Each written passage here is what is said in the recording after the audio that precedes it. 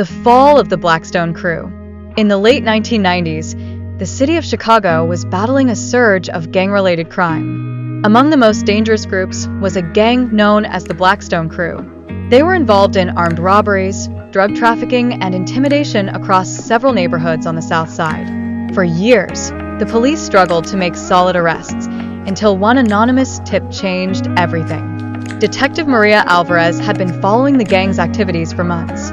The problem wasn't knowing who they were, it was proving what they had done. The Blackstone Crew operated in tight secrecy, using coded messages, burner phones, and safe houses that changed every few weeks. Witnesses were too afraid to speak, and evidence disappeared as quickly as it was found. But one night, everything shifted. A frightened young man walked into a local precinct, claiming to be a former runner for the gang. He told the officers about a warehouse the Blackstone Crew used to store weapons and cash. At first, the police were skeptical, but Alvarez decided to act. A surveillance team was assembled.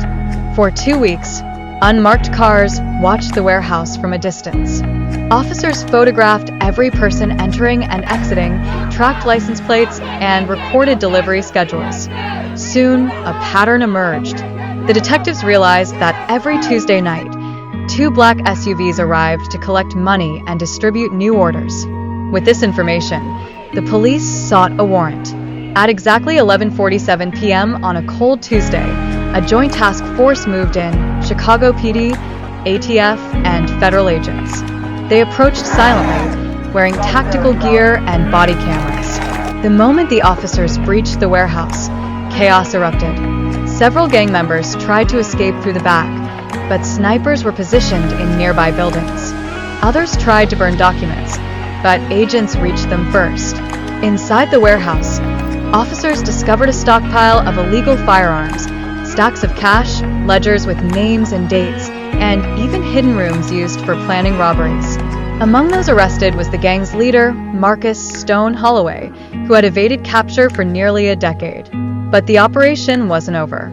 Using data from confiscated phones and documents, police traced safe houses across the city.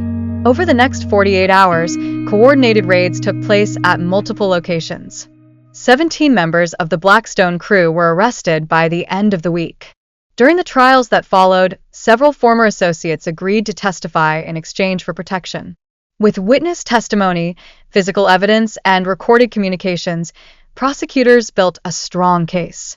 Leaders of the gang received sentences ranging from 25 years to life in federal prison. The neighborhoods once controlled by the Blackstone Crew slowly began to recover.